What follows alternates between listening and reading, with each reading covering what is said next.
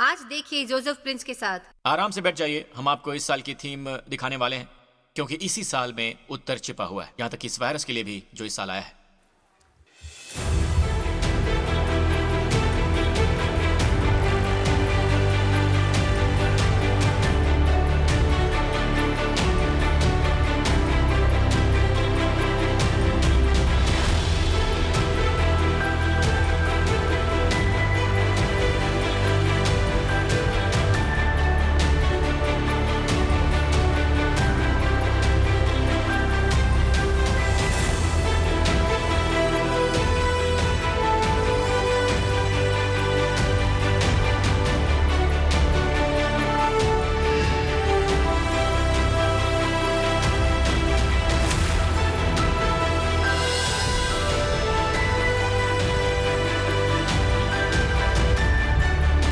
आमीन। समय और स्थान का साल। वो प्रभु हैं समय और स्थान के। क्या आपने गौर किया है कि जब से इस वायरस का आगमन हुआ है, जब से आया है वगैरह वगैरह, क्या आपने ये गौर किया है कि लोगों का स्थान वो कृत्रिम हो गया है? असल में प्रतिज्ञा, परमेश्वर जानते थे कि इस साल क्या होने वाला है। 3 कक्ष के बारे में हमने इस साल बात की थी। साल की शुरुआत में कक्षों को याद कीजिए। क्या आपको वो याद है? चलिए पहले कक्ष में चलते हैं, जिसे आपने अभी भी देखा है। पहले कक्ष में चलिए, बाहर सुलेमान के मंदिर की ओर देखते हैं और गौर कीजिए, वहां पर 3 स्तर पर तल हैं और वो हैं 3 कक्ष। ऑलराइट, वो मंदिर से अच्छी तरह से जुड़े हुए हैं। आमीन। और 3 कक्ष, अगर आप पहले तल पर जाते हैं, यहां वो स्थान है जहां वो रखते हैं अनाज, दाखमधु और तेल, यानी दशमांश, यानी अनाज, दाखमधु और तेल। यही वो इसे इकट्ठा करते हैं। आमीन। और अगला तल, आप घुमावदार सीढ़ियों से होकर जाते हैं, यह स्थान है मंदिर के याजकों के आराम करने का कक्ष, ठीक है। और फिर आखिरी सबसे ऊपर वाला है, आपके पास वो स्थान है जहां वो रखते हैं सोना और चांदी, यानी अपना खजाना। जी हाँ, ये खजाना है। ओके, अब इन्हीं 3 कक्षों में परमेश्वर का जवाब है इस साल के तीनों भागों के लिए, जिससे हम गुजरेंगे। हम परमेश्वर की महिमा के खजानों से निकालने वाले हैं, उसे निकालेंगे। और बेशक अब ये 3 कक्ष हैं, आप जानते हैं, स्वर्ग में। आमीन। और परमेश्वर हमसे कह रहे हैं कि अभी साल के पहले 1/4 भाग में हम हैं अनाज, दाखमधु और तेल के स्थान पर, यानी पहले तल पर। इन्हें पहला तल एक बार फिर से दिखाइए। यह वही जगह है जहां हम हैं। अब मैंने इसकी योजना नहीं बनाई है, मैं इसे नहीं जानता, पर पिछले साल और यहां तक कि बुक टूर पर जो मैंने अमेरिका में किया वगैरह वगैरह, और मेरी किताब किस पर थी, किस पर आधारित थी? अनाज और दाखमधु पर, यानी पवित्र भोज पर। राइट। और पूरे साल अनाज और दाखमधु यानी कम्युनियन पर परमेश्वर के आत्मा की ओर से बहुत जोर दिया गया था। पर गौर करें, वहां पर तेल है। यह हमेशा इन तीनों पर लगता है, अनाज, दाखमधु और तेल में। और वो सब पहले तल पर इकट्ठा किए गए हैं। और ये ऐसे जैसे परमेश्वर कह रहे हैं कि तुम्हें अनाज की, दाखमधु की और तेल की आवश्यकता होगी उस संकट से निपटने के लिए जो इस साल में आएगा।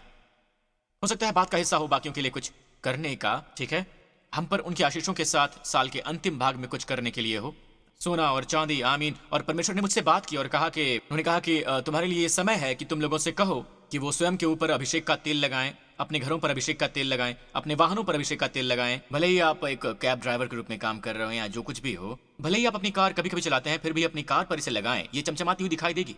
ये समय है शिक्षा को पुनर्जीवित करने का। ओके, इससे पहले कि हम अभिषेक के तेल पर आएं, मैं आपको बता दूं कि आप इसको कुछ सोचते हैं कि पास्टर प्रिंस, ये क्या अजीब नहीं है? अभिषेक का तेल, क्या ये अंधविश्वास है? क्या ये कुछ ऐसा है जो कि पुराने नियम में है?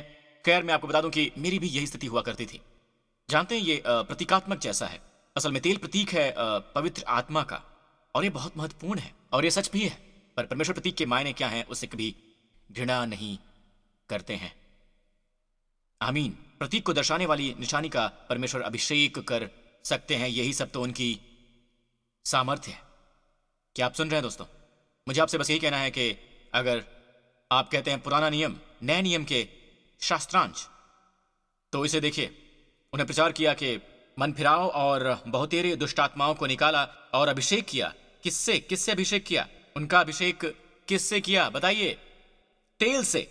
और अब इस दौरान यीशु उनके साथ हैं और फिर भी वो चारों तरफ जाकर बीमारों का अभिषेक कर रहे हैं। किससे? तेल से। और अब पास्टर क्यों? मुझसे मत पूछो क्यों। अगर उन्होंने किया तो उन्हें फल मिले, और फल क्या है? उनकी चंगाई। उनके बीमार चंगे हुए। क्या वो चंगे हुए? जहां कहीं भी तेल आया बीमारी स्वास्थ्य में तब्दील हो गई। क्या आप सुन रहे हैं? बाय द वे, ये नया नियम है। तो यहां तक कि यीशु के मरने के बाद और यीशु स्वर्ग में वापस चले गए और कलीसिया का युग शुरू हुआ। आप अभी भी याकूब अध्याय 5 में ढूंढ सकते हैं। इसमें लिखा है, अगर तुम में कोई भी रोगी हो तो कलीसिया के प्राचीनों को बुलाए और वो प्रभु के नाम से उस पर मालिश करें। किससे? तेल से। ये कलीसिया का युग है, ये पुराना नियम नहीं रहा, यह है कलीसिया का युग। मालिश करें किससे? तेल से, प्रभु के नाम से। और विश्वास की प्रार्थना के द्वारा रोगी बच जाएगा और प्रभु उसे खड़ा करेंगे। उसने पाप भी किए हों तो वो भी क्षमा हो जाएगी। क्या आप सुन रहे हैं दोस्तों? हम कलीसिया के युग में हैं और उन्होंने तेल का इस्तेमाल किया। बाइबल में पुराने नियम में लोगों के दो समूह हैं, यानी राजा भी, पर यह व्याख्या करता है, इसकी व्याख्या लेवी व्यवस्था में भी है। उदाहरण के लिए याजक और वो कोढ़ी, जब उनका अभिषेक हुआ तो उनका अभिषेक तेल से हुआ, यानी पहले लहू, कान पर लहू, दाहिने कान पर, दाहिने हाथ के अंगूठे पर, जिसका मतलब है अब उनके कान पवित्र हैं, जो वो सुनते हैं वो पवित्र हैं, जो वो करते हैं आशीषित है। वो जहां भी जाएंगे, आमीन, वो एक आशीष बनकर जाएंगे। आमीन। तो अब ये देखिए, जहां लहू आया है वहां अगला चरण घटित होता है। लहू पर तेल डालो, कान पर, दाहिने भाग पर, दाहिने हाथ के अंगूठे पर, दाहिने पैर के अंगूठे पर। तो आज हम लहू नहीं लगाते क्योंकि लहू पहले ही हमारे ऊपर लगाया जा चुका है। आमीन। पर हम जो चाहते हैं वो लगाते हैं। हम इसे अपने व्यवसायों पर लगा सकते हैं, अपने व्यवसाय के दरवाजों पर भी। कोई रोजगार नहीं आ रहा है, बस उसका अभिषेक कीजिए। आमीन। उन्नति के क्षेत्र में अभिषेक कीजिए। अपने शरीर के बारे में चिंतित हैं अगर आप, तो आप उस जगह पर अभिषिक्त तेल से छू सकते हैं। पर एक क्षेत्र है जहां आप नहीं जानते कि कहां छूना है, अपने माथे को छूइए। और यहां एक प्रतिज्ञा है जहां बड़ी ही दिलचस्पी से परमेश्वर ने कहा है कि, और ये अपने स्वर्गदूतों से उन्होंने कहा है, जब यरूशलेम में तबाही आने वाली थी, यरूशलेम के लोग मूर्ति पूजा में विश्वास करने लगे, परमेश्वर के विरुद्ध विद्रोह छेड़ दिया, कई बार परमेश्वर ने कई बार भविष्यवक्ताओं को भेजा भी, उनमें से कईयों की हत्या हो गई। और परमेश्वर कहते हैं कि ठीक है, तबाही आ रही है नबूकदनेस्सर के जरिए। और परमेश्वर ने कहा, देखिए उन्होंने क्या कहा, स्वर्गदूतों से उन्होंने क्या कहा, यहोवा ने उनसे कहा कि वो वाला जो एक खास चिन्ह वाला है। परमेश्वर ने कहा कि इस यरूशलेम के भीतर इधर उधर जाकर जितने मनुष्य हों उनके माथे पर चिन्ह लगा दो। उन सब के माथे पर, वो लोग जो परमेश्वर के प्रेम के प्रति चिंतित हैं, ऑलराइट, वो लोग इस तबाही में नहीं मरने वाले हैं। परमेश्वर ने कहा कि उन सब के माथे पर जाकर चिन्ह लगा दो। और जब आप इस शब्द चिन्ह की ओर देखते हैं इब्री में, तो यह शब्द है ताफ, अलेफ ताफ, यानी यीशु का हस्ताक्षर। अब यहां देखिए, ताफ आजकल एक एच की वर्तनी है आधुनिक इब्री लिपि में, पर प्राचीन इब्री लिपि में, यानी दाऊद के समय में, जानते हैं ताफ कैसे रेखांकित किया जाता था? कैसे? ये ऐसा जैसे मैं आप सब लोगों से अपने नन्हे बच्चे के माथे पर लगाते हुए बस देख सकता हूं जब वो स्कूल के लिए जा रहे होते हैं। आमीन। अभिषेक तेल के साथ। आमीन। मैंने परमेश्वर से व्यक्तिगत रूप से कहा कि प्रभु क्या आप मुझे एक वचन दे सकते हैं लोगों के लिए? मैंने पहले ही अभिषिक्त तेल पर उपदेश दे दिया है। बस एक वचन दीजिए कि हम निश्चित रूप से जान जाएं कि आप चाहते हैं कि हम इस समय के दौरान अभिषिक्त तेल का इस्तेमाल करें। मैंने बस एक वचन मांगा और उन्होंने मुझसे कहा कि पुत्र, भजन संहिता 91 पर जाओ। मैंने कहा प्रभु, भजन संहिता 91 में शब्द तेल है ही नहीं। मैं आपको राय दूं कि कभी भी प्रभु से उनके वचन में क्या समाहित है और क्या नहीं है उसके बारे में मत पूछो, बिल्कुल भी नहीं। उनके वचन में क्या कहा है, ठीक है? तो फिर मैं 91 में गया और मैंने कहा कि यहाँ पर कुछ भी नहीं है। मैं इब्री भाषा के बारे में बहुत कुछ दिलचस्प दिखाने जा रहा हूँ। ओके, सबसे पहले मैं आपको दिखाने जा रहा हूँ शब्द तेल इब्री में, दाएं से बाएं पढ़ते हुए। अब आप सब लोग मेरे पीछे कहें शेन, ये डब्ल्यू की तरह है, राइट? शेन, कहिए मैम, नून। एक बार फिर, शेन, मैम, नून, Shemaine. Alright, Shemaine, gate Shemaine, यानी गत्समनी। शमैन है तेल, समझे? इसे याद कर लीजिए, शेन, मैम, नून। अब नून की ओर देखिए, नून, आप इसे देख रहे हैं इसके निर्णायक रूप में, नून, ऐसा जैसे कि इन्हें नून दिखाइए, ठीक है? ये दो शब्द हैं, ये जब शब्द के आखिर में होता है तो ये एक बड़ा शब्द बन जाता है, ठीक है? शमैन, पर ये अभी नून ही है अगर आप इसे दाहिनी ओर पाते हैं, ठीक है? समझ रहे हैं? इसे अंतिम रूप में देखिए, इब्री की यही छोटी सी पेचीदगियां हैं। अब दोबारा इसे याद कर लीजिए, शेमन, शेन, मैम, नून। समझ गए? ठीक है। अब आप ये देखिए, प्रभु कहते हैं कि ये भजन संहिता 91 में है। मैंने कहा कि मुझे नहीं मिला है प्रभु, और उन्होंने बताया कि इसे कहाँ ढूंढना है। और मैं सच्चाई बता रहा हूँ आपको, यही था जो परमेश्वर ने मुझे दिखाया था। भजन संहिता 91:9-10 में ये है, हे यहोवा तू मेरा शरण स्थान ठहरा है, तूने जो परम प्रधान को अपना धाम मान लिया है। इससे पहले कि मैं आपको ये दिखाऊं, मैं चाहता हूँ कि आप इसे देखें। पहला जिक्र हमेशा महत्वपूर्ण होता है। तेल का पहला जिक्र ये कहाँ है? जो लोग सामने उन्हें छोड़कर क्या कोई है जो बताना चाहता है कि ये कहाँ पर है? ये उत्पत्ति में है, जब याकूब ने अपना घर छोड़ दिया। ठीक है, वो भयभीत था कि उसका भाई उसे मार डालेगा, याद है? उसने भाई के पहले उठे का अधिकार ले लिया था और वो उसके घर से भाग गया था। उस स्थान में आया जिसे हम बाद में बेतैल के रूप में जानते हैं, परमेश्वर का घर। और वो वहां आया, उसने कुछ पत्थरों को लिया और उन पत्थरों पर वो सोया।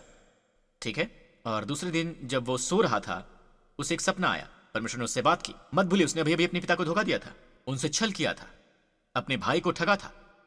नैतिक रूप से वो अच्छे स्थान में नहीं है, उसके बावजूद परमेश्वर उसके लिए अनुग्रह के परमेश्वर थे, जिसके वो योग्य नहीं था। जब भी आपको बाइबल में इजराइल का परमेश्वर के बजाय याकूब का परमेश्वर लिखा हुआ मिले, तो ये एक मुहावरा होता है उसके, यानी परमेश्वर के अनुग्रह को दर्शाने के लिए कि याकूब का परमेश्वर आपकी रक्षा करेगा, याकूब का परमेश्वर आपकी मदद करेगा, वो अनुग्रह का परमेश्वर है। तो याकूब ने सपना देखा और परमेश्वर उसके पास आए और कहते हैं कि मैं तुझे सलामत रखूंगा, जहां जाएगा बनाए रखूंगा, तेरे वंश को आशीष दूंगा और तेरी आने वाली पीढ़ियों को भी मैं तेरी आपूर्ति करूंगा। ये सब मैं करूंगा, मैं करूंगा, मैं करूंगा। परमेश्वर की ओर से बिना शर्त प्रतिज्ञा है। उसने एक सीढ़ी का सपना देखा जो स्वर्ग के लिए गई थी। जी हाँ, स्वर्ग के लिए, आमीन। और स्वर्गदूत ऊपर नीचे आ जा रहे थे। और बाद में जब यीशु आए, यूहन्ना अध्याय 1 में जब आप यीशु को कहते हुए पाएंगे कि आगे चलकर तू मनुष्य के पुत्र को देखेगा और स्वर्गदूतों को उसके ऊपर चढ़ते उतरते हुए, यीशु याकूब की सीढ़ी है, स्वर्ग से संबंधित है। तो उसने सपना देखा और उसकी नींद खुल गई। उसने कहा, ओह, उसने कहा यह स्थान कितना भयावह है, यह परमेश्वर का घर है। इसलिए उसने कहा बैत एल। बैत का मतलब है घर, एल का मतलब है परमेश्वर। बैतएल, यह परमेश्वर का घर है। और जानते उसने क्या किया? उसने यही किया, उसने तेल लिया और उसने पत्थर के खंभे का अभिषेक किया। वो पत्थर जिस पर वो सोया था, उसने उस पत्थर का अभिषेक किया। उसने पत्थर का अभिषेक किया और जिस पत्थर का अभिषेक किया उसके एकदम ऊपरी भाग पर है शब्द सिर। उसने सिर का अभिषेक किया। तो पहली बार तेल का जिक्र यहीं पर है। और हर बार बाइबल जब किसी चीज का जिक्र पहली बार करती है तो कुछ महत्वपूर्ण होता है। आप देखते हैं तेल का संबंध परमेश्वर के घर से जुड़ा हुआ है। क्या आपने देखा? तेल जुड़ा हुआ है परमेश्वर के घर से। आमीन। अब आप तैयार हैं? आते हैं भजन संहिता 91:9-10। तूने जो परमप्रधान को अपना धाम मान लिया है, यानी परमेश्वर का घर। आपको तेल कहां मिलता है? परमेश्वर के घर में। आपको परमेश्वर की ये सभी प्रतिज्ञाएं कहां मिलती हैं कि मैं आपूर्ति करूंगा, तुझे बनाए रखूंगा, तुझे सलामत रखूंगा? परमेश्वर के घर में। आज परमेश्वर का घर ईंट या पत्थर नहीं है। परमेश्वर का घर एक इमारत नहीं है। परमेश्वर का घर हम और आप हैं, एक साथ में रहते हुए। जैसे मेरी पत्नी कहती है, सामूहिक अभिषेक के लिए इंतजार करो। आमीन। वो चाहती है कि बॉटल के ऊपर सामूहिक रूप से प्रार्थना की जाए। आमीन। थोड़ी देर बाद हम यही करने वाले हैं। तो परमेश्वर का घर परमेश्वर के अभिषेक से जुड़ा हुआ है और यहीं पर आप स्वर्गदूतों को ऊपर नीचे आते हुए जाते हुए देखते हैं। आमीन। स्वर्गदूत अभी भी स्वतंत्र रूप से हमारे बीच घूम रहे हैं और इसलिए कोई भी शैतान तुम्हारे आसपास नहीं आ पाएगा और कोई भी महामारी तुम्हारे आसपास नहीं आ पाएगी, क्योंकि तुमने परमेश्वर के घर को अपना निवास स्थान बना लिया है। क्या आप तैयार हैं? आप समझ गए? अब कुछ है जो बाइबल कोड कहलाता है। बहुत साल पहले religious institute of statistical sciences ने बाइबल कोड प्रकाशित किया था और वो कोई मसीही या फिर कोई यहूदी संस्था नहीं है। यह है साइंटिफिक जर्नल और उन्होंने इतिहास में जितने रबी आए उनकी संख्या को ठीक ठाक प्रकाशित किया। वो पता लगा सकते हैं उनके नाम, उनकी जन्म तारीख, उनकी मृत्यु की तारीख वगैरह वगैरह, और जिस स्थान पर वो सब रहा करते थे वो सब एक समूह में है। इसी तरह से बाइबल कोड काम करता है। चलिए मानते हैं आपका नाम है मैरी। आप पहले अक्षर से शुरू करते हैं, ऑलराइट, जो आप चाहते हैं कि होना चाहिए। पहला अक्षर एम ढूंढते हैं, ठीक है, एम। पर उसके बाद आपको अगले अक्षर आर को ढूंढना होगा। Okay, 1 2 3 4 5 R. अगला वाला 3 या 4 नहीं हो सकता है, ये 5 होना चाहिए। ये कहलाती है समानांतर दूरी। तो अगला आपको क्या मिलता है? आर। 1 2 3 4 5, एक आर है। अगला क्या है? वाई। ये अगला क्या होने वाला है? 5। 1 2 3 4 5। समझ गए? तो आपके पास है मैरी। समझ गए? ये कहलाता है बाइबल कोड्स। और कई बार जब हम बाइबल को ऊपर ऊपर से पढ़ते हैं, ठीक है, यहां तक कि बाइबल में भी कोड्स हैं। जी हां, बाइबल एक होलोग्राम की तरह है और उसके अंदर एक के बाद एक कई सारे स्तर हैं। आमीन। अब फिर से वो शब्द क्या है? शमैन, शिन, मैम, नुन, 3 अक्षर। ओके, प्रभु ने कहा कि ये इसमें है और मैंने इसकी ओर देखा देखते हैं रेखाओं में क्या लिखा है। इब्री संस्करण के वचन 9 की ओर देखते हैं। क्योंकि तूने यहोवा को मेरा शरण स्थान ठहराया है, परम प्रधान को अपना धाम मान लिया है। क्या आप पहले अक्षर शिन को ढूंढ सकते हैं? क्या आप शिन को ढूंढ रहे हैं? ये रहा यहां शिन। क्या आप शिन ढूंढ सकते हैं? क्या आप मेम ढूंढ सकते हैं? 1 2 3 मेम। क्या आप नून को ढूंढ सकते हैं? शेमन कहने के लिए 1 2 3 नून। यह है अंतराल। अब मनुष्य ने इसे अंदर नहीं डाला है। मैं इसे नहीं ढूंढ सका, मैंने इसे कहीं नहीं सुना है, मैंने इसे कहीं नहीं पढ़ा है। परमेश्वर ने मुझसे बात की और कहा कि बेटा वो तेल वहां पर है। ये ऐसे जैसे तुम तेल किसी चीज में डालते हो, वो परमेश्वर के घर की तरह है। इसलिए कोई विपत्ति तुझ पर ना पड़ेगी, कोई महामारी तेरे निकट नहीं आएगी, कोई भी नहीं, व्यावहारिक रूप से। क्या आप सुन रहे हैं? क्या आप तैयार हैं अपने अभिषेक तेल की बॉटल अपने ऊपर रखने के लिए? हम इसे मिलकर एक साथ करने वाले हैं। जो आ जाओ, ये अपने पैर पर खड़े हो जाइए। प्रभु की स्तुति हो। धन्यवाद यीशु। अब मैं परमेश्वर से आप सबके लिए प्रार्थना करूंगा कि वो आप सबके लिए आशीष भेजें। अब अभिषिक्त तेल को प्रभु के सामने उठाइए और एक बार ध्यान दीजिए, तेल बस एक तेल है, ओके, पर आशीष के अधीन, प्रभु के आशीष के अधीन ये बन जाता है अभिषिक्त तेल।